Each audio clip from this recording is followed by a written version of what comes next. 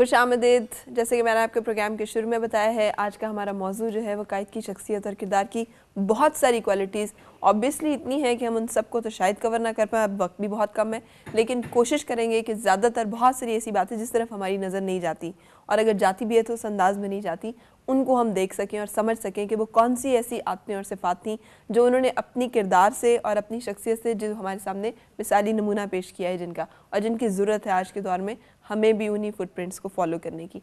और ये तमाम प्रेजेंटेशन और ये तमाम चीज़ें जो हैं ये शेयर करेंगे आबिद इकबाल खारी साहब, क्योंकि उन्होंने इस पे काम किया हुआ है। अस्सलाम वालेकुम। वालेकुम सलाम। क्या हाल है आपका? थैंक यू, अल्हम्दुलिल्लाह। जो मैं अभी सब कुछ कह रही हूँ इसको आप अपने अल्फाज में किस तरह से कहेंगे, कायद की किरदार और शख्सियत? जी, मैं अनवर शऊर के इनशार से आगाज़ करूँगा कि तमाम मुल्क में छोटी बड़ी महाफिल का किस एहतमाम से हम इनकाद करते हैं। वफ़ात और वलादत के हर यौम पर हर साल हम अपने कायद आज़म को याद करते हैं।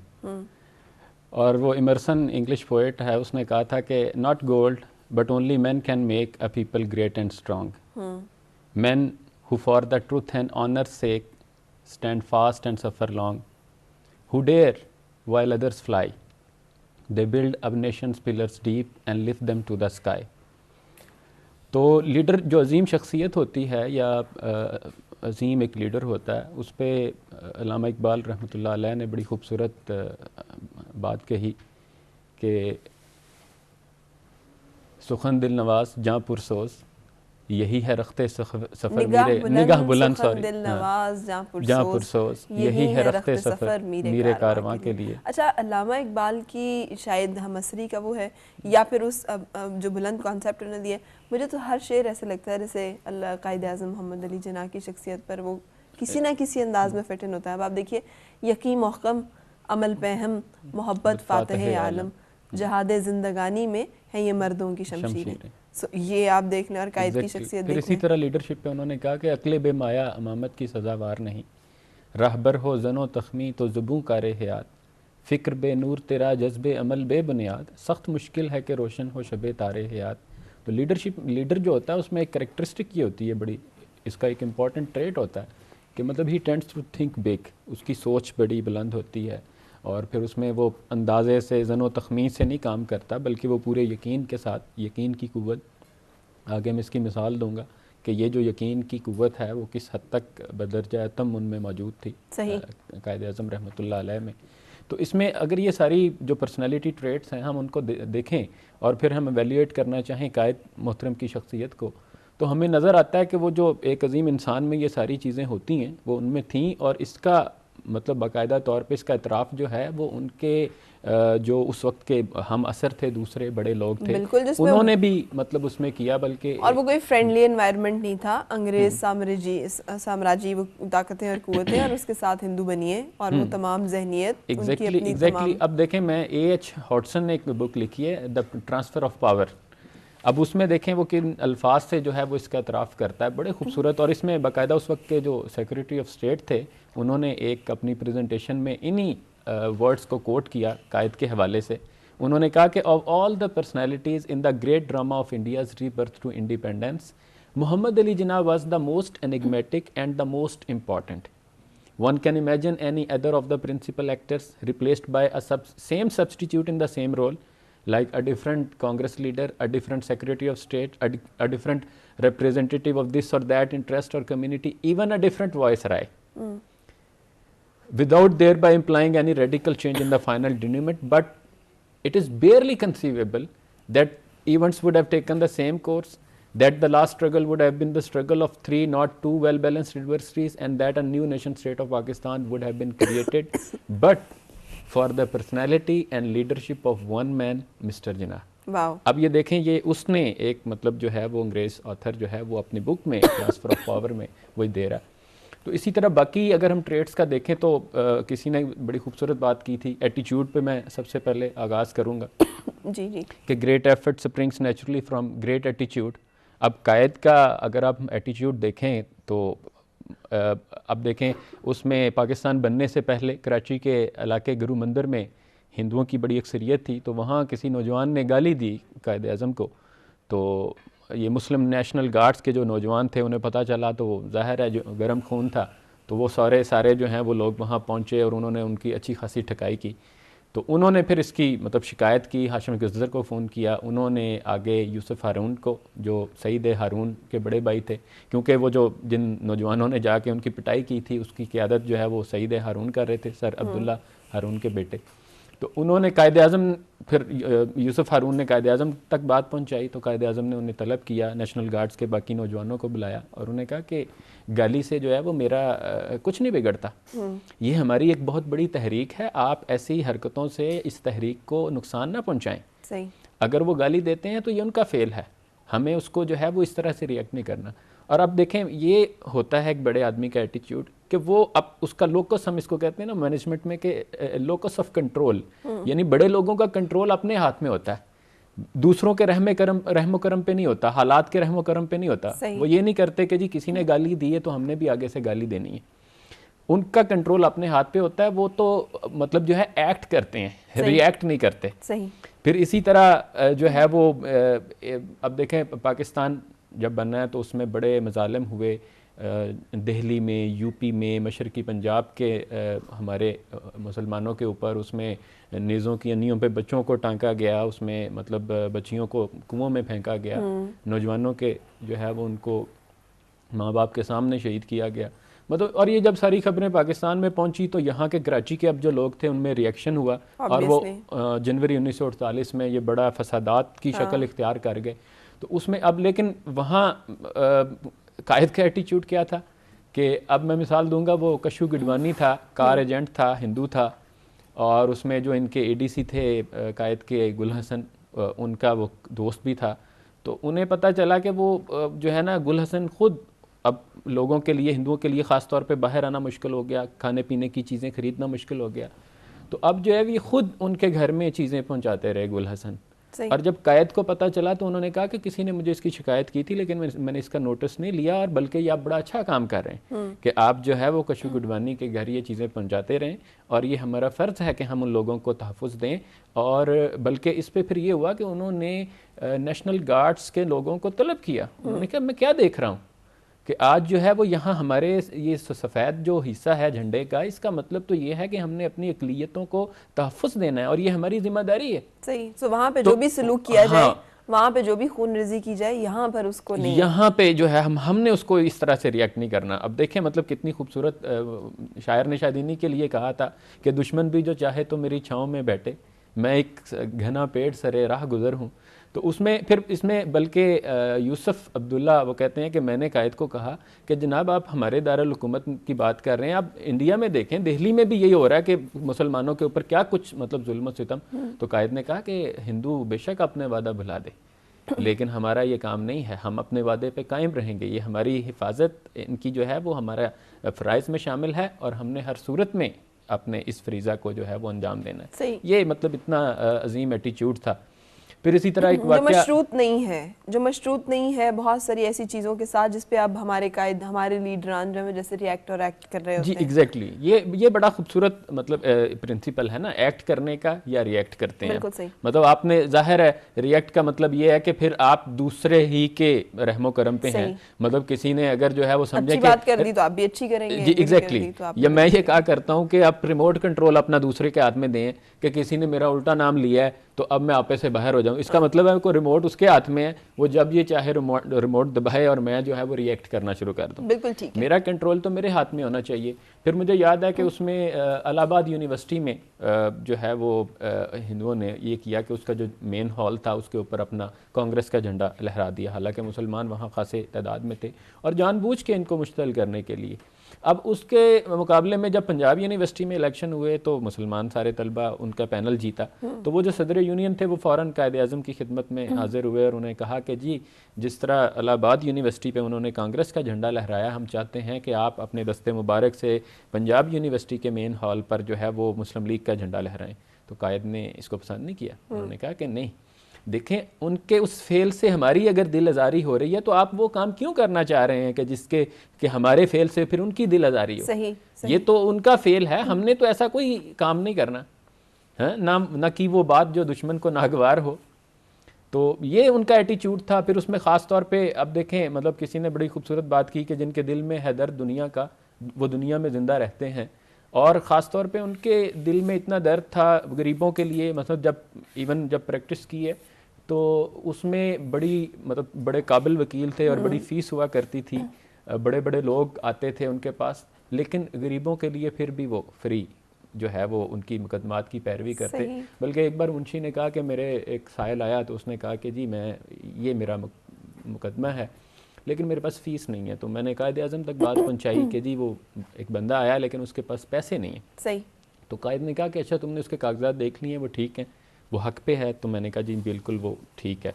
तो आपने कहा कि ठीक है उसका मुकदमा ले लो। सही। और फिर जो है वो उसका मुकदमा लड़ा लेकिन वो मुकदमा इनके हक में फ़ैसला नहीं हुआ। तो कायद ने कहा कि ये तुम हाई कोर्ट में अपील करो, जो है वो मुझे यकीन है कि तुम जीत जाओगे। तो उसने कहा जी मैं तो इतना गरीब हूँ, मेरे पास तो कोर्ट फ़ीस भी नहीं है। कायद ने कहा उसकी फ़िक्र ना करो, कोर्ट फ़ीस भी खुद से जेब से अदा की और उसका मुकदमा भी लड़ा हाई कोर्ट में और फिर फैसला भी उसके हक में हुआ, इनके हक में हुआ। उसको बड़े अच्छे तरीके से जो है वो रुखसत किया। एक इसी तरह का वाक़या भी है कि जब फ़ी उन्होंने कहा ठीक है जो आप जीतेंगे, वो कुछ रकम का मुकदमा था तो उसमें से मैं अपना शेयर ले लूँगा, और वो पूरा कैलकुलेट करके जितना वो बनता था उससे ज़रा ज़्यादा नहीं या कुछ कम नहीं उन्होंने वो रखा। जी एग्जैक्टली बल्कि मैं इसकी तरफ आता हूँ। यहाँ मैं बताता चलूँ कि देखें उस मतलब पाकिस्तान बनने के बाद जो है वो जब गवर्नर जनरल हैं तो मोहतरमा फातिमा जना कहती हैं कि उनके खाने की मेज़ पे जो है वो कभी 2 से ज़्यादा खाने नहीं होते थे। सही। और वो ये कहते थे कि जो है वो मेरे इतने करोड़ों हम वतनों को पता नहीं एक वक्त का खाना नहीं मिल रहा, तो ये कैसे हो सकता है कि मैं तरह तरह के खाने बनवा के जो है वो रखूँ अपनी मेज़ पे। फिर इसी तरह ईद के मौके पे जो है लेकिन वो इस पे हम फ्रस्ट्रेट हो जाते हैं कि देखें जी आज के लीडर क्या कर रहे हैं, वो तो जो कर रहे हैं सो कर रहे हैं, इसके साथ साथ में है ना अपने ऊपर भी नजर डालते चले हम क्या कर रहे हैं। हम क्या कर रहे हैं? हमारी शादियों पर आज भी अगर गवर्नमेंट ये इम्प्लीमेंट भी कर देती है कि आप एक डिश रखिए और आप ये तो कानून पास भी कर देती है, इम्प्लीमेंट कितने लोग करते हैं? हमारी शान को गैरत को गवारा नहीं होता कि हम जी खाने जो हैं वो ना उस तरह से बनवाएं धूमधाम धड़के के साथ, जब तक 10 लोगों को पता ना चले कि ओ हो शादी की है जी क्या खाना दिया। सो हमें सिर्फ लीडरों को नहीं ज़ाती तौर पर अपने मामलात जो हैं उनको नज़र में रखकर कायद की शख्सियत को देखना है फिर साथ साथ। बल्कि उसमें मैं तो ये ऐड करना चाहूँगा, देखें जब खाना शुरू होता है तो वो कैसे यकदम लोग जो है ना वो उठते हैं। बल्कि एक मेरे दोस्त ने कहा कि लगता है खाना नहीं खुलता बंदे खुलते हैं। मतलब ऐसे भागते हैं और वो प्लेटें भर भर के जो है ना पता नहीं कि दूसरी बार मिले ना मिले। मतलब ये मेरा समझता हूँ इसका ख्याल करना चाहिए। तो मैं बात कर रहा था ईद के मौके पे दिल्ली में जब नमाज के लिए गए तो उसमें लोगों ने देख लिया, लोगों ने नारे लगाने शुरू कर दिए, कायद आज़म जिंदाबाद के नारे लग रहे थे। तो उसमें उसके फौरी बाद जो है वो एक मुस्लिम लीगी बड़े लीडर थे वहाँ जो बम्बई के, तो वो आगे बढ़े कि जी जनाब ईद मुबारक। तो आपने कहा कि आपको भी ईद मुबारक, लेकिन मैं माजरत चाहता हूँ आपसे गले नहीं मिल सकता। अगर मैं आपसे गले मिलूँगा तो मुझे सारे इन सब लोगों से गले मिलना पड़ेगा, इसलिए मैं आपसे मुआनका नहीं कर सकता। और उम्मीद है कि आप इसका बुरा नहीं मनाएंगे।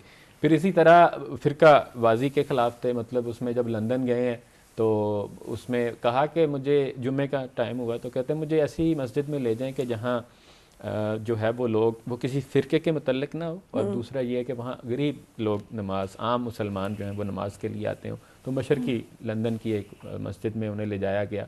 देर से ज़रा पहुँचे थे, पीछे बैठ गए, लोगों ने देख लिया, फ़ौरन आगे सफ़ें खाली हो गई कि आप आगे आएँ। तो नहीं, कहा जी मैं देर से आया हूँ, मेरी यही जगह बनती है।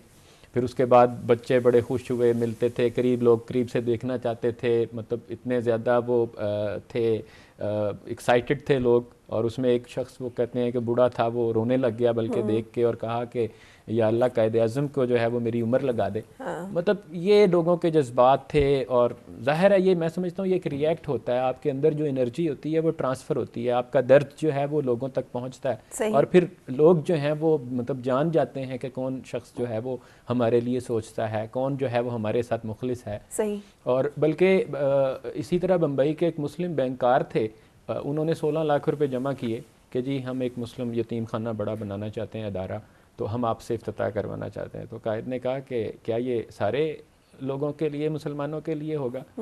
तो कहा नहीं, ये हमारे फ़िरके, क्योंकि ये हमारे अपने फ़ंड से बना है, हमारे फ़िरके के लोगों के फ़ंड से बना है, और इसके आइन में भी हमने ये रखा है कि ये सिर्फ हमारे लोगों। तो आपने कहा कि फिर मैं माजरत चाहता हूँ, मैं इसका इफ्तिताह नहीं कर सकता। उन्होंने कहा जी हमने तो तहैया किया है, हमने तो मतलब डिसाइड किया था कि इफ्तिताह आप ही के हाथ से करवाना। आपने कहा फिर आप अपना आइन चेंज करें, इसकी शर्त में रखें कि ये सब मुसलमानों के लिए होगा। सही। फिर उन्होंने अपना आइन चेंज किया, फिर उनको बुलाया, फिर इन्होंने अपने दस्ते मुबारक से उसका इफ्तिताह किया और उनके बड़ी तारीफ़ की। मतलब अब देखें वो ये इन चीज़ों से कितने वो बालातर थे, सबके लिए सोचते थे, और जो है वो गरीबों के लिए ख़ास तौर पे उनके दिल में कितना नरम गोशा था। अब दूसरा मैं आऊँगा डिटर्मिनेशन की तरफ, परसिस्टेंस की तरफ, अज़्म मुसम्मम उनमें क्या था, उसमें मुसलसल जद्दोजहद पे वो यकीन रखते थे। ये बहुत ही इम्पॉर्टेंट एक उनकी शख्सियत का पहलू है, इसलिए कि जो उन्होंने एक असूल वज़ा किया और वो कितना क्लियर वज़ा किया कि सारी ज़िंदगी उसकी पासदारी की है। फिर वो बड़ा मुझे बहुत ही अच्छी लगी ये लाइन कि उन्होंने सारी ज़िंदगी जो है वो एक मुकदमा लड़ा है और वो जीता है, और वो पाकिस्तान के क़याम का मुकदमा था। और जो ताकतवर जो ताकतें जिनसे वो लड़ रहे थे वो और फिर उसमें हमें लेसन क्या मिलता है कि अगर हमने इन लोगों से फ़ाइट करना है तो उसके लिए हमें इन असूलों और इन प्रिंसिपल्स पर चलना पड़ेगा, जिसमें वज़ादारी भी है, जिसमें खुश लिबासी भी है, जिसमें असूल पसंदी और असूल परस्ती भी है, और जिसमें उसके साथ साथ तालीम सबसे बढ़कर है कि आप किसी भी जगह पर उनसे किसी भी तरह से कमतर या इन्फीरियर जो कम्युनिकेशन स्किल्स किस तरह की और किस अंदाज की होती थी कि जब आप मुकदमा लड़ते थे तो उसको कहते हैं आर्ट का नमूना होता था। और अंग्रेज़ एक वो है राइटर बड़ा मशहूर जिसने इस बात को तस्लीम किया है। बल्कि ये मैं कैल्विन कूलिज को कोट करना चाहूँगा, अमेरिका के 30th प्रेसिडेंट थे। उन्होंने कहा कि nothing can take the place of determination and persistence. सही। Talent will not, there is nothing more common than unsuccessful people with talent. Genius will not, unrewarded genius is almost a proverb. Education will not, the world is full of educated dialects. सही। Only determination and persistence are omnipotent. The word press on has always saved the problems of the human race. अब देखें ये अज़्म मुसम्मम और ये determination जो है ये हम देखते हैं अपने कायद की उसमें ज़िंदगी में। मैं मिसाल दूंगा उसमें, अब ये देखें ये 3 मौके पे मैंने मुख्तलिफ़ जगहों पे इसको पढ़ा है, इसलिए इसकी ये ऑथेंटिक भी बनती है। मसलन 1946 में कलकत्ता में इनके जो दोस्त थे बड़े करीबी अबुल हसन अस्फ़हानी, उस दिन जिस दिन मुस्लिम यूनाइटेड जो पार्टी थी उसने मुस्लिम लीग में ज़म होने का ऐलान किया था, उस दिन उन्होंने मतलब इसको इस बात पे उनके साथ एग्रीमेंट हुआ था। तो अस्फ़हानी साहब कहते हैं कि उस दिन शाम को बड़े अच्छे मूड में थे, बड़े खुश थे उस दिन, तो क्योंकि पाकिस्तान उस ऐलान के साथ ही मुस्लिम लीग बहुत बड़ी जमात बन गई थी। उस दिन शाम को उन्होंने गपशप में जो है अस्फ़हानी साहब से बात की। फिर इसी तरह एक जगह पे ये आता है कि हनीफ मीनार बम्बई के एक बड़े मुस्लिम लीगी कारकुन थे ज़बरदस्त, अपने वालिद मोहम्मद अली मीनार के साथ जो है वो कायद की खिदमत में अक्सर हाज़िर हुआ करते थे। फिर इसी तरह जो ADC थे एयरफोर्स की तरफ से तार रुबानी, वो कहते हैं कि एक दिन यही गुफ्तगू मेरे साथ की। वो कहते मेरा बड़ा ख्याल किया करते थे, नाश्ते की मेज़ पे ख़ुद मुझे साथ बिठाते और अक्सर गपशप करते और मुझे बड़े असूल अच्छे समझाते। तो उस दिन मतलब ये सारी देखें सब इन मतलब लोगों के साथ ये शेयर किए उन्होंने बात। वो कहते हैं कि जब मैं लंदन से आला तालीम के बाद आया और यहाँ मैंने प्रैक्टिस शुरू की तो इंतहाई मेरे तंगदस्ती का दौर था, बड़े मुश्किल और सख्त हालात का मुझे सामना करना पड़ा। वो कहते हैं कि मेरा जो घर से चैम्बर का फ़ासला खासा ज़्यादा था और बस जो थी वो उसका किराया हालांकि सिर्फ 8 आने था, लेकिन मेरे पास पैसे नहीं होते थे, मुझे 100 में से 90 दफ़ा पैदल ही जाना पड़ता। सही। अब वहाँ ये था कि हिंदू और पारसी वकील जो थे वो छाए हुए थे, एक मुसलमान वकील और ख़ास तौर पर एक नौजवान जो अभी सिर्फ पढ़ के आया हो, तो उसके लिए बड़ा मुश्किल था कि वो अपनी जगह बनाए। और इस वजह से कहते हैं कि मुझे कोई केस नहीं मिल रहा था। मुसलसल 3 साल तक जो है वो कहते हैं कि मैं इसी तरह मेरा मतलब जो है वो रूटीन रही कि मैं सुबह जाता, सारा दिन मुकदमों की कार्रवाई सुनता और कोई केस ना मिलता, फिर कुछ चैम्बर में बैठ के मुतालिया करता और शाम को मैं वापस आ जाता। और अक्सर ये होता कि मेरे पास खाने के पैसे भी नहीं होते थे। अब आप मतलब ये देखें इसमें बहुत बड़ा एक मैसेज है। लोग तो वो देखते हैं जी कि कायद ने सूट पहना था, सिगार थी, हैट था, बड़ा एंजॉय करते थे, फर्स्ट क्लास में जो है वो ट्रैवल करते थे, लेकिन अब ये कोई नहीं देखता कि उस शख्स के स्ट्रगल कितनी है, उसने कितनी मुश्किलात जो हैं और उसमें क्या डिटर्मिनेशन उनकी रही है। मसलन डिटर्मिनेशन का ये आलम था, मतलब उसमें भी इतने बुरे हालात में इंटेग्रिटी का ये आलम था कि वो कहते हैं कि एजेंट जो है वो कमीशन पे मुकदमे ले दिया करते थे। तो वो कहते हैं इसी तरह मुझे भी ऑफर्स हुई कि जनाब अगर कुछ खाना पीना है तो कुछ बनाना है तो ये फिर हमसे कमीशन हमें दें और ये मुकदमे ले लें। सही। तो मैंने उन्हें इनकार कर दिया। फिर वो कहते हैं कि एक कमीशन एजेंट तो मेरे पीछे पड़ गया। तो उसको मेरा जवाब ये था कि मिस्टर, मैं भूख से मर जाना पसंद करूंगा लेकिन कमीशन पर मुकदमा नहीं लूंगा। अब देखें उन हालात में भी कि बंदा भूखा मर रहा है और घर के हालात भी सो खराब हो चुके थे ना, जब पीछे दिवालिया हो गई थे घर की पूरी, वो कंपनी वाले साहब की, उनके खिलाफ भी मुकदमे बन गए सही। और घर की हालत बहुत ख़राब थी। लेकिन उसमें भी ईमानदारी और उसमें मतलब अज़म का जो जो है असूल बनाया है उस असूल के साथ स्टिक किया है, स्टिक आप किया है। रुके हैं उस असूल के साथ, कायम रहे हैं अपने मौक़िफ़ के ऊपर, और हालात ज़माना या जो तंगदस्ती और गुर्बत है उसने भी मुतासिर नहीं किया। जी। हालांकि गुर्बत और तंगदस्ती को सबसे बड़ी क्या कहते हैं आजमाइश समझा जाता है, क्योंकि इंसान वहाँ पर आकर बहुत कमज़ोर हो जाता है और बाज़ औक़ात अपने ईमान का सौदा भी कर देता है। एग्जैक्टली बल्कि ये देखें, मैं अब मतलब सेशंस करता हूँ, ट्रेनिंग्स और सेमिनार्स कंडक्ट करता हूँ स्टूडेंट्स के साथ। ख़ास तौर पे मैं ये बात किया करता हूँ कि ये देखें, this is part of training. ये बल्कि अब मतलब वेस्टर्न ऑथर ये कहते हैं कि आदम से लेकर बिल गेट्स तक जिसको जितने बड़े मुकाम पे बिठाना होता है ना कुदरत ने, उस